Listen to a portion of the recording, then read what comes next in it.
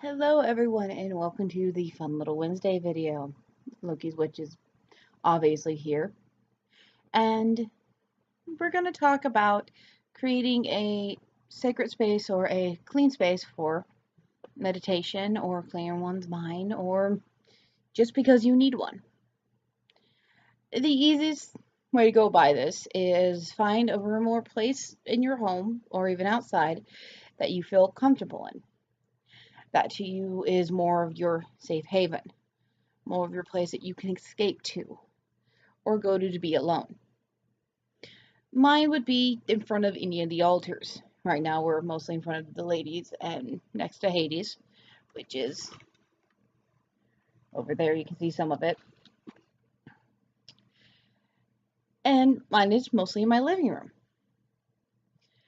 So for me, it's more of a shared space, but it's also considered a sacred space because if I need a load time, Soren normally runs and hides in the room. Or stays on their computer and leaves me be and I can veg on my own.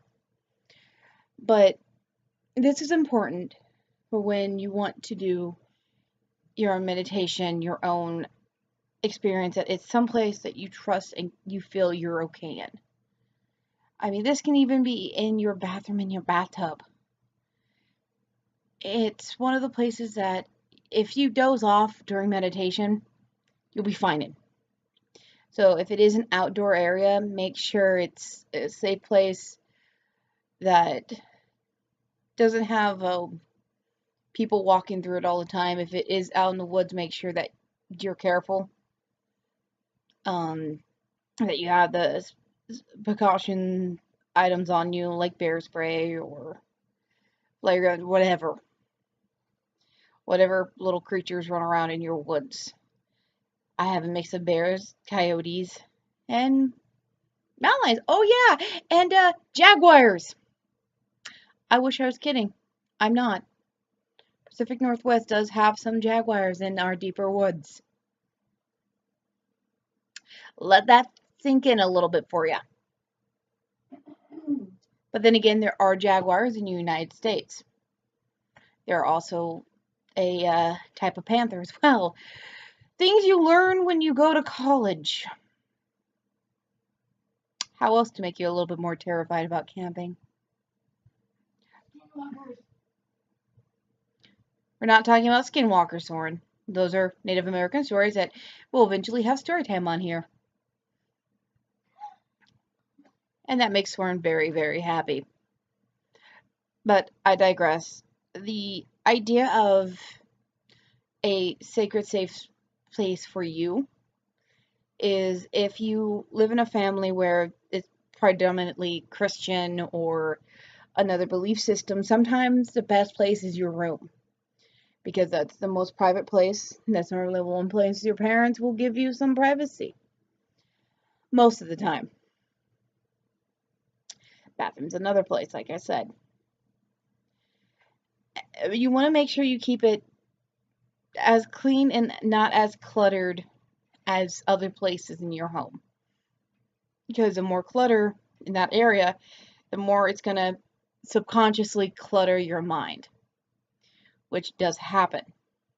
I've had it happen. And I live in a tiny apartment, so we have a lot of clutter and a lot of things what we have gone rid of because of this. Another good thing is to make sure that you sage the area if you can, or you bless it with salt or holy water or whatever you bless it with, including holy wood. Yes, there is such a thing as holy wood. It comes like little sticks and you're supposed to light it like sage. Just don't burn down your house, please. I don't want someone commenting that they burnt down their house because of something I said. Please do not burn down your house. Do not start forest fires. Do not set people or places on fire. That's another #1 rule. I know in every test I get, your sign is fire. Doesn't mean I run around and set everything on fire yet. D&D, on the other hand, that's a different story. Hey, look, the sheep's on fire. Sorry. But you want to make sure that it's somewhere you can escape to. You can even make it in your own closet if you wanted to, if you like confined spaces. But just try to keep it as clutter-free as possible. Make sure that you can either have minimum lighting or no lighting, or Christmas lights work too, depending on your preference.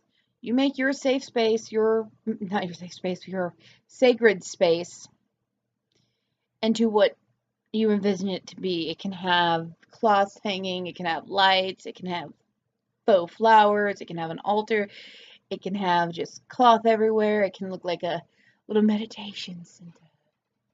Which, eventually, when we get a house, I'm going to be doing with a room.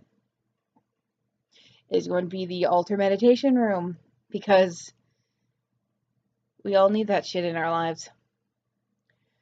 So, make sure you can do this for yourself. And when you sit to meditate, remember, you can be sitting on your bed, laying on your bed, on your floor, in your bathtub with water. Make sure you have an aqua pillow or something. You can do these things and feel confident and safe and comfortable. As long as you feel comfortable doing it wherever you're doing it, at least try to do it once a week. Why? It helps your sanity. I myself need to get back into the flow of it. I will admit I've been out of it lately, and I have not 100% been myself. And I apologize. Around this time of year, I go from being happy-go-lucky to being gone. Mostly because of bills, taxes, worrying about how I'm going to do this, what we're going to do here, what we're going to do there. I'm a worrier. So it gives a lot of stress. But when it comes to stress and all that, dealing with it can be as easy as meditating, talking about it, making fun of people with bad information and trying to correct them at the same time as calling them idiots. Thank you, Heathen Haven. You've given me an outlet.